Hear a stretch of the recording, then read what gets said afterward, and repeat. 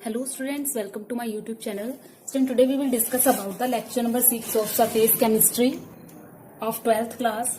Then student, before starting the unit, please like and subscribe my channel. तो student जो आज का हमारा टॉपिक है वो है कैटालिस्ट। तो सबसे पहले कैटालिस्ट और उसके टाइप्स को हम इस लेक्चर में डिस्कस करने वाले हैं।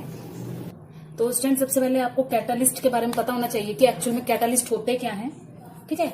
और कैटालिस्ट के बारे में हमने पहले भी पढ़ रखा है। तो देखो, उससे पहले मैं आपको कुछ एग्जांपल्स दूंगी कि कैटालिस्ट का यूज कहाँ पर होता होगा और क्यों होता होगा। तो देखो, सबसे पहले स्टूडेंट आपको मैं एक रिएक्शन दिखाती हूँ, आपने लैब में की होगी। जैसे मान लो आप AgNO3 में HCl डालते हो तो क्या होता है, रिएक्शन में 1 सेकंड का भी वक्त नहीं लगता, आपको व्हाइट कलर के प्रेसिपिटेट मिलते हैं, ठीक है। और ये रिएक्शन कैसे होती है, कुछ ही सेकंड्स में ये रिएक्शन जो है स्टूडेंट हो जाती है, कंप्लीट हो जाती है, ठीक है। इसका मतलब क्या हुआ कि ये रिएक्शन कैसी है, वेरी फास्ट रिएक्शन। तो स्टूडेंट ये रिएक्शन पहले ही इतनी ज्यादा फास्ट है, इसको और फास्ट करके हम कुछ नहीं ले सकते। एक रिएक्शन होती है हमारी रस्टिंग ऑफ आयरन। स्टूडेंट आपके घर पे अगर कोई रस्ट लग जाता है आयरन के ऊपर, आप क्या नोट करते हो कि उस रस्ट को लगने में कम से कम 6, 7, 8 कितने महीने लग जाते हैं आपको। तो इस आयरन को रस्ट लगने में स्टूडेंट 7 से 8 मंथ का टाइम लग जाता है। आजकल तो क्या होता है, हम लोहे की चीजों को पेंट कर देते हैं तो ज्यादा लंबे समय तक वो चल जाती हैं। लेकिन अगर आप अच्छी बारिश वाली जगह पर कोई लोहे की वस्तु को रखोगे बिना पेंट किए तो उसमें 7 से 8 मंथ आराम से लग जाते हैं आयरन की रस्टिंग में। तो ये इस तरह की रिएक्शंस कैसी हैं, वेरी स्लो रिएक्शंस हैं, ठीक है स्टूडेंट्स। तो अब देखो देन स्टूडेंट देखो कैटालिस्ट क्या करता है, कैटालिस्ट क्या करता है, रिएक्शन को फास्ट करवाता है, ठीक है, रिएक्शन को फास्ट करवाता है, ठीक है। अब देखो किस टाइप की रिएक्शंस को वो फास्ट करता है स्टूडेंट। यदि रिएक्शन ऑलरेडी वेरी फास्ट है, जैसे ये था, ठीक है, तो ऑलरेडी वेरी फास्ट है तो यहाँ पर आई थिंक जरूरत ही नहीं हमें कैटालिस्ट की, ठीक है। तो यहाँ पर हमें कैटालिस्ट डालने की जरूरत नहीं पड़ती। रस्टिंग ऑफ आयरन है, बहुत ज्यादा स्लो है, तो यहाँ पर भी कैटालिस्ट का यूज नहीं कर सकते। तो फिर कहाँ पर कैटालिस्ट का प्रयोग कर सकते हैं, तो कैटालिस्ट का प्रयोग कर सकते हैं मॉडरेट रिएक्शन पे, ठीक है। मॉडरेट रिएक्शन होती है ना तो ज्यादा स्लो हो और ना ही ज्यादा फास्ट हो, ठीक है, जो मीडियम रिएक्शंस होती हैं, ठीक है। फॉर एग्जांपल एक एग्जांपल देके आपको बताती हूँ मैं इसका यूज कहाँ पे आप कर सकते हो। तो देखो स्टूडेंट, हमारा जो कैटालिस्ट है, कैटालिस्ट कहाँ पर यूज किया जाता है, ठीक है। तो कैटालिस्ट यूज किया जाता है हमारा यूज्ड इन, किसमें यूज किया जाता है, मॉडरेट रिएक्शन में, यानी कि इस तरह की रिएक्शंस जो ना तो ज्यादा तेज हों और ना ही ज्यादा स्लो हों, ठीक है, नॉट फास्ट और नॉट स्लो, ठीक है, ज्यादा फास्ट ना हो और ज्यादा स्लो ना हो। Not use in very fast और वेरी स्लो रिएक्शंस, ठीक है, ना तो ज्यादा फास्ट में और ना ही ज्यादा स्लो रिएक्शंस में इसका यूज किया जाता है, ठीक है। तो अब कैटालिस्ट क्या है, it is a substance when added to reacting system increase the rate of reaction without itself changing. तो देखो कैटालिस्ट क्या है, इसकी डेफिनेशन नोट करो, एग्जाम्पल लेके मैं आपको बताती हूँ। तो देखो एक रिएक्शन है हमारे पास, देखो बैलेंस करके लिख देती हूँ मैं डायरेक्ट इसको, KClO3 हमारी रिएक्शन है, देखो जरा KClO3,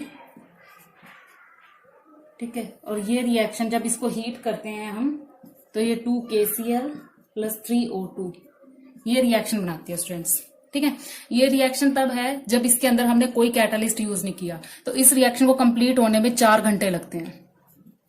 तो देखो ना तो ये विद इन फ्यू सेकंड है, ना ये 2 या 4 महीने में हो रही है। अब देखो बीच की रिएक्शन है जिसको 4 घंटे लग रहे हैं, अब आपको ऑक्सीजन बनाने में 4 घंटे लग रहे हैं, ठीक है। तो इस तरह की रिएक्शन में आप कैटालिस्ट यूज करके इसके 4 घंटे को क्या कर सकते हो, कम कर सकते हो, ठीक है। तो इस तरह की रिएक्शन में इसका यूज किया जाता है। तो देखो यदि मैं इसके अंदर कैटालिस्ट डाल दूं,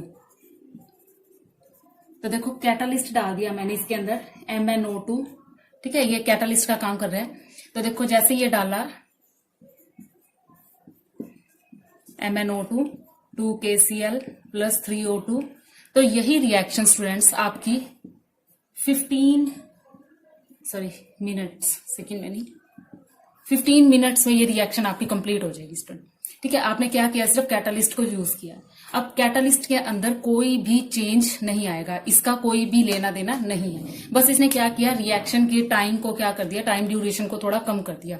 तो स्टूडेंट इसी को कैटलिस्ट कहते हैं। जो रिएक्शंस के जो ज्यादा फास्ट रिएक्शन है वहां पर भी इसका यूज नहीं कर सकते, जो ज्यादा स्लो है वहां पर भी नहीं। तो जो मिड रेट वाली रिएक्शन होती है, जैसे 4 आवर में होने वाली, 6 आवर में होने वाली, 3 आवर्स में होने वाली, वहां पर हम इसका यूज करते हैं स्टूडेंट्स। ठीक है, तो इसका स्क्रीनशॉट ले लो और इसको नोट कर लो। क्या होती है, catalyst is a substance when adding to reacting system increase the rate of reaction without itself changing. ठीक है, इसके अंदर कोई चेंज नहीं आएगा।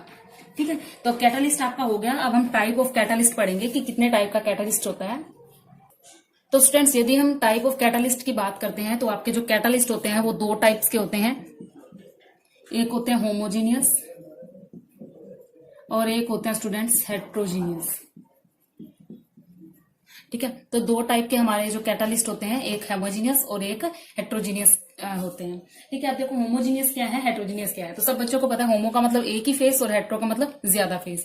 तो देखो ज्यादा सोचने वाली बात नहीं है इसमें। होमोजीनियस कैटलिस्ट क्या होते हैं, ये इस तरह के रिएक्शन होते हैं जिसमें रिएक्टेंट और जो कैटलिस्ट दोनों का सेम फेस हो। ठीक है, होमोजीनियस में रिएक्टेंट और कैटलिस्ट, ठीक है, इनका फेस सेम हो। ठीक है, सेम फेस में हो ये, तो वो होमोजीनियस होते हैं। लेकिन अगर बात करते हैं हेट्रो की, तो हेट्रो में रिएक्टेंट और कैटलिस्ट, ठीक है, इनका जो फेस होता है वो डिफरेंट होता है। ठीक है, एग्जांपल लेके बताती हूँ मैं आपको। देखो जो होमोजीनियस रिएक्शंस होंगी, सपोज कि मैं यहाँ पर आपको एक एग्जांपल देती हूँ। जैसे मान लो H2O2 ले लिया मैंने, एक्वस फेस में है ये। ठीक है, तो इसके अंदर जो कैटलिस्ट डाला मैंने, ये भी एक्वस फॉर्म में है, ये नेगेटिव साइन है। ठीक है, तो ये बनाएगा हमारा H2O2 प्लस हाफ O2। तो यहाँ पर देखो आपने क्या देखा कि ये जो आपका है रिएक्टेंट, ये भी एक्वस फॉर्म में है, और जो आपने कैटलिस्ट डाला, कैटलिस्ट भी आपका एक्वस फॉर्म में है। यानी रिएक्टेंट और कैटलिस्ट दोनों का फेस अगर सेम हो तो वो होमोजीनियस कैटलिस्ट कहलाते हैं। यदि दोनों का फेस ही अलग हो, जैसे मान लो कि SO2 प्लस O2, ये तो है गैसियस फेस में दोनों, लेकिन इसके अंदर जो कैटलिस्ट डाला मैंने वेनेडियम पेंटॉक्साइड, ये सॉलिड फॉर्म में है। ठीक है, सॉलिड फॉर्म में है ये। तो देखो यहाँ पर क्या हुआ, आपका जो आपका रिएक्टेंट था वो उसका फेस था गैस, लेकिन जो आपने कैटलिस्ट डाला उसका फेस क्या है, सॉलिड है। यानी कि रिएक्टेंट और कैटलिस्ट के फेस कैसे हैं, डिफरेंट फेस हैं। तो जब डिफरेंट फेस होंगे स्टूडेंट्स, तो वो आपके क्या कहलाते हैं, हेट्रोजीनियस कैटलिस्ट। आई होप आपको अच्छे से समझ आ गया होगा, लेकिन फिर भी मैं आपको ये समझाने के लिए एग्जाम्पल लेती हूँ। जो ये वाला है थोड़ा हेट्रोजीनियस, इसके अंदर 5 स्टेप में ये रिएक्शन जाती है, उसके लिए बताती हूँ मैं। उससे पहले आप होमोजीनियस और हेट्रोजीनियस की डेफिनेशन नोट कर लो। तो देखो स्टूडेंट्स, होमोजीनियस और हेट्रोजीनियस की डेफिनेशन करते हैं पहले। तो देखो, the catalyst which exist in same phase as the reactant is called as the homogeneous catalyst. ठीक है, और हेट्रोजीनियस क्या है, a catalyst which doesn't exist in the same phase as the reactant is called as the heterogeneous. ठीक है, तो देखो अब इसके लिए जो हेट्रोजीनियस है, उसके लिए मैं आपको हेट्रोजीनियस के लिए मैं 5 स्टेप बताती हूँ। ये रिएक्शन 5 स्टेप में होती है। तो अब स्टूडेंट्स हम मैकेनिज्म पढ़ने वाले हैं। तो देखो जो मैकेनिज्म है आपका होमोजीनियस का, बड़ा ही सिंपल सा है।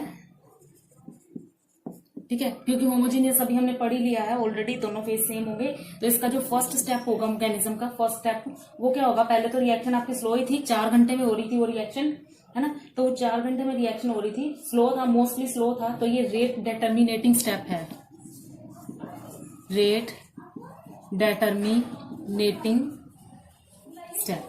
ठीक है, रेट डिटर्मिनेटिंग स्टेप है। ठीक है, तो इसके अंदर देखो आपका मैकेनिज्म जो रहेगा इस रिएक्शन के लिए, सपोज आपके पास कोई रिएक्शन है, सेकंड स्टेप भी लिख देते हो पहले। सेकंड जो स्टेप रहेगा वो आपका फास्ट रहेगा। ठीक है, तो देखो मैकेनिज्म के लिए एक रिएक्शन ले ली थी हमने, 2SO2 plus O2 goes to 2SO3, NO gas डाल रखी है। ये हेट्रोजीनियस के लिए नहीं है, हेट्रोजीनियस में यहाँ पर फेस अलग होगा, यहाँ पर देखो सेम फेस है। ध्यान से देखो, यहाँ पे भी गैस गैस गैस, तो यहाँ से आपको पता लगेगा कि एग्जाम्पल किसका है, होमोजीनियस का है, क्योंकि सेम फेस है। ठीक है, फेज सेम है हमारा। अब यहाँ पर देखो रिएक्ट 2 स्टेप होंगे मैकेनिज्म में, पहला स्लो और दूसरा फास्ट। तो फर्स्ट स्टेप देखो क्या रहेगा, जो आपका रिएक्टेंट है वो O2 के साथ मिलेगा, ये बनाएगा जो कि रिएक्शन आपकी स्लो है। सेकेंड स्टेप में क्या होगा, जो आपका NO2 था वो SO2 के साथ मिलेगा, SO3 प्लस NO ये बनाएगा। तो ये जो आपका स्टेप है ये कैसा है, फास्ट है। तो ये स्टूडेंट्स आपका मैकेनिज्म था, ठीक है, किसके लिए, होमोजीनियस के लिए, जो कि सिंपल सा मैकेनिज्म था। जो आपका टेढ़ा सा एग्जांपल है वो है हेट्रोजीनियस का जो मैकेनिज्म है उसको करेंगे। तो देखो पहले इसका स्क्रीनशॉट ले लो, फिर हम चलते हैं मैकेनिज्म ऑफ हेट्रोजीनियस पे। तो देखो स्टूडेंट, हेट्रोजीनियस का मैकेनिज्म ध्यान से समझना। तो इसमें देखो 5 स्टेप इन्वॉल्व होते हैं। पहला स्टेप क्या होता है, diffusion of molecule to surface. तो पहले स्टेप में जो आपका मोलिक्यूल है वो सरफेस के ऊपर डिफ्यूज होगा। सपोज कि मेरे पास ये आपका सरफेस है ऊपर वाला, ठीक है, तो इसके अंदर कोई प्लेटिनम रखा है जो कि सॉलिड है, सॉलिड फॉर्म में है, जो कि एक कैटालिस्ट का काम कर रहा है, ठीक है। अब देखो यहाँ पे कैटालिस्ट तो है सॉलिड, ठीक है, लेकिन जो इसके ऊपर गैस एब्जॉर्ब कर रही है, ठीक है, सपोज की H2 गैस इसके ऊपर एब्जॉर्ब कर रही है आके, ठीक है, तो ये आपका क्या है, गैस की फॉर्म में है। तो आपका जो रिएक्टेंट है वो गैस है और कैटालिस्ट आपका सॉलिड है। तो यहां से साफ पता लग रहा है कि ये हेट्रोजीनियस वाली रिएक्शन है। तो देखो पहले स्टेप में क्या होगा, diffusion of molecule of surface. जो आपके गैस के मॉलिक्यूल है वो सरफेस के ऊपर डिफ्यूज होंगे पहले स्टेप में, ठीक है। तो सेकेंड स्टेप में होगा क्या, सेकेंड स्टेप में होगा एड्सॉर्प्शन। क्या होगा सेकेंड स्टेप में, एड्सॉर्प्शन होगा स्टूडेंट्स, ठीक है। तो एड्सॉर्प्शन होगा कहां पर, इनटू सरफेस, ठीक है, यानी कि सरफेस के ऊपर जो ये H के मॉलिक्यूल्स आए थे वो एड्सॉर्ब कर जाएंगे। यहाँ पर H2 थे तो यहाँ पे एड्सॉर्ब कर गए, ठीक है। तो ये सेकंड स्टेप हुआ।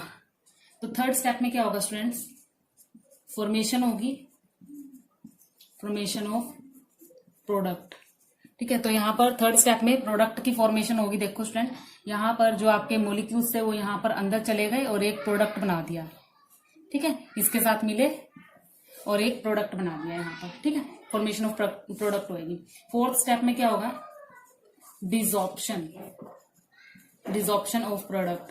प्रोडक्ट में जो चीज आपकी काम की नहीं होगी वो डिसॉर्ब हो जाएगी, बाहर जाने की कोशिश करेगी। और लास्ट स्टेप हमारा रहेगा डिफ्यूजन बैक,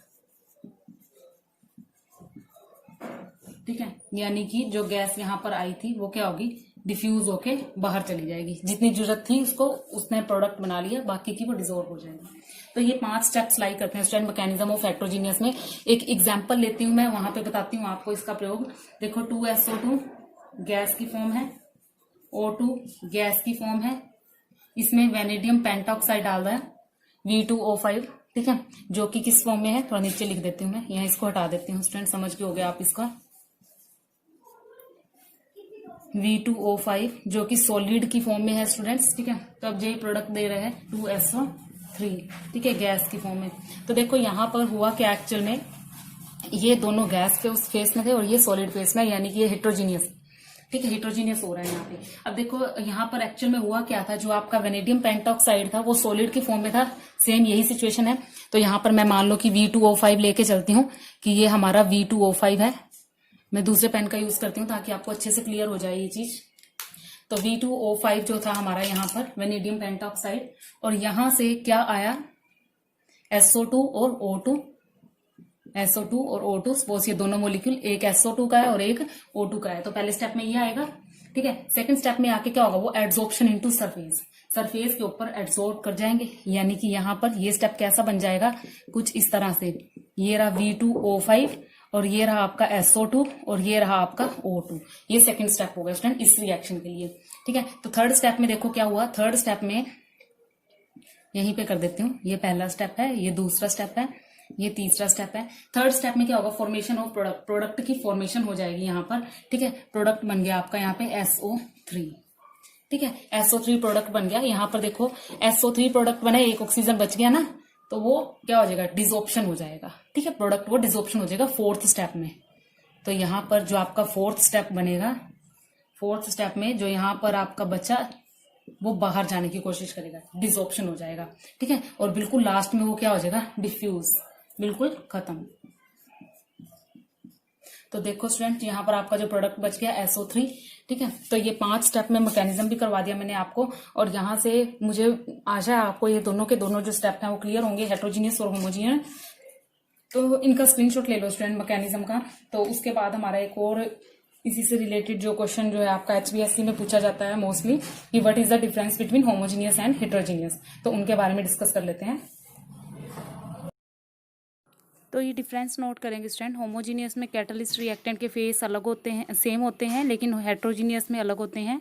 और जो रिएक्शन होती है वो गैस और सॉलिड फेस में, गैस और लिक्विड फेस में होती है होमोजीनियस में, लेकिन हेट्रोजीनियस में कैसी होती है, सिर्फ सॉलिड कैटलिस्ट की फॉर्म में। और नेक्स्ट है होमोजीनियस जो होते हैं आपके, वो रेट ऑफ रिएक्शन इनकी डिपेंड नहीं करती सरफेस एरिया ऑफ कैटालिस्ट के, जबकि हेट्रोजीनियस की रेट ऑफ रिएक्शन जो होती है पूरी तरह से प्रोपोर्शनल होती है surface area of the catalyst. इसका स्क्रीनशॉट ले लो। नेक्स्ट है फोर्थ पॉइंट, कैटालिस्ट जो डिसॉल्व होता है गैस फेस में ऑफ सोल्यूशन में, लेकिन हेट्रोजीनियस में क्या होता है, catalyst doesn't dissolve in the reacting mixture. Fifth point है, they can not be easily separate from the mixture of product, लेकिन जो हेट्रोजीनियस है इनको सेपरेट किया जा सकता है। और जो आपके होमोजीनियस होते हैं ये फास्टर होते हैं, जबकि आपके जो हेट्रोजीनियस होते हैं वो कैसे होते हैं, स्लोअर होते हैं। तो स्टूडेंट का स्क्रीनशॉट ले लो, और नेक्स्ट टॉपिक नेक्स्ट वीडियो में करेंगे। Thank you.